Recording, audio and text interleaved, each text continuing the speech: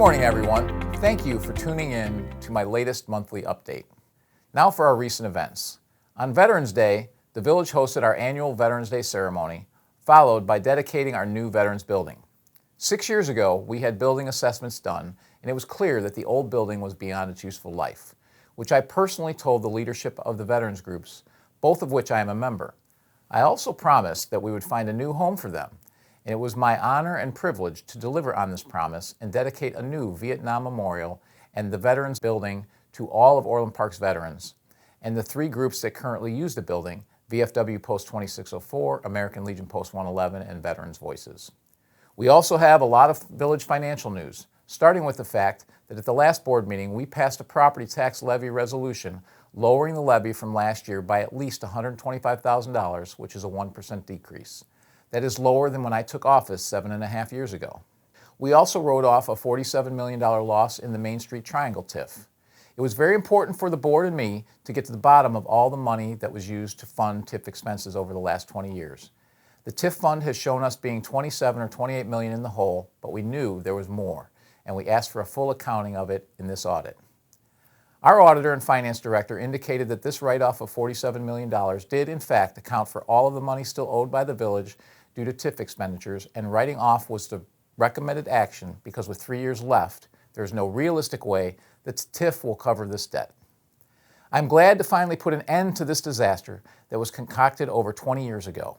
They lost $47 million due to mistake after mistake, putting in TIF for land nobody controlled, using TIF money to buy out businesses, using eminent domain to shut down a fully leased strip mall, never having a comprehensive plan, using $64 million of taxpayer money for apartments and putting in a non-for-profit in a TIF. All of this led to this loss of $47 million. To put this in perspective, $47 million would pay for Centennial Park West, Schuessler Park, John Humphrey Park, and the firing range, and leave us with $10 million to spare. While we are writing this off from the TIF, the taxpayers are still on the hook to pay this off. This is beyond a mistake. It's over half of our current debt. We also accepted our 2022 audit.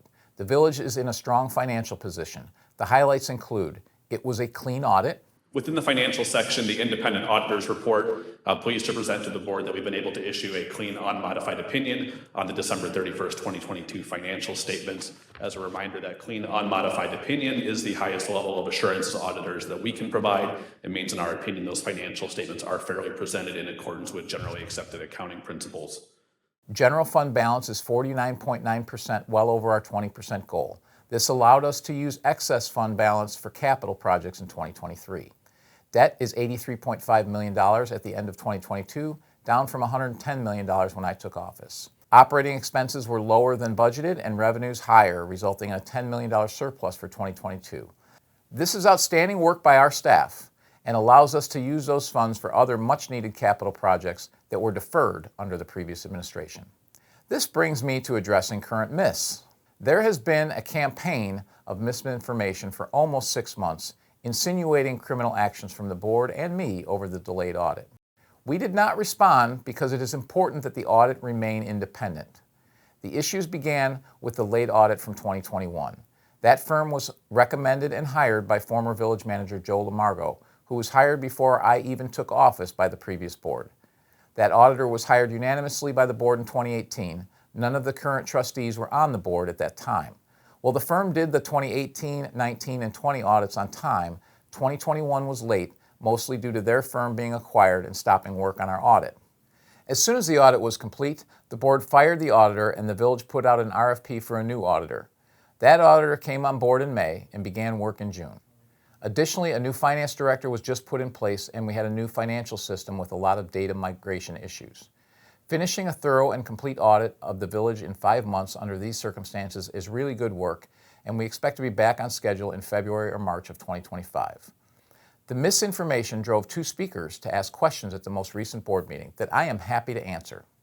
The first question was, the village wants to write off a portion of this debt. Why? As noted previously and by the auditor, the TIF is $47 million in the hole and the only tax-producing property is $97.50. With only 3 years left on the TIF, $97.50 can't come close to paying down this debt. Therefore, the village is writing it off out of the TIF into our general fund since that is where we will need to pay it from. The second question was, how was the money spent? The The last money spent was in 2016, before any of us were on the board. Among other things, the money was spent to buy out businesses, move businesses, acquire land, the metro station and parking garage, roads, parking, and utilities. $64 million was borrowed to give to the developers to build 9750. The next question is, in regards to the negative balance of the Main Street Triangle TIF district, how is this possible? This happens when the increment generated by the TIF is not enough to cover the debt that was used on the TIF. In this case, there were many major mistakes that you should never make in a TIF, including, but not limited to, nobody controlled the land at the beginning of the TIF. TIF money was used to buy out and relocate businesses. TIF money was used to acquire the properties. Not all properties would sell, so the village used a threat of eminent domain to force the last property to sell.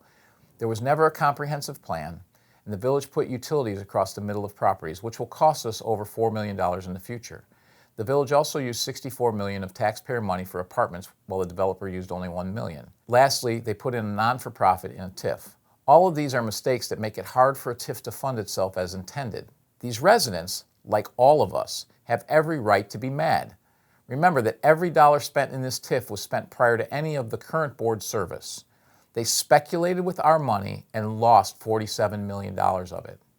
Everyone should be mad about it. I certainly am. This board has inherited this mess and have been doing all we can to minimize the damage. I think the results speak for themselves.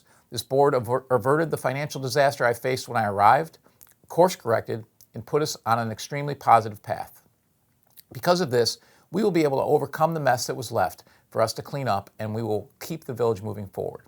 And lastly, for upcoming events, over the next month, the village board will be approving next year's budget. Also, we have several upcoming events: the Kids Turkey Trot, the Turkey Trot on Thanksgiving Day, and the Christmas tree lighting and holiday parade on Sunday, December 1st. I look forward to seeing you all there. Thank you very much for joining me on this today. Hopefully it was informative. Thank you.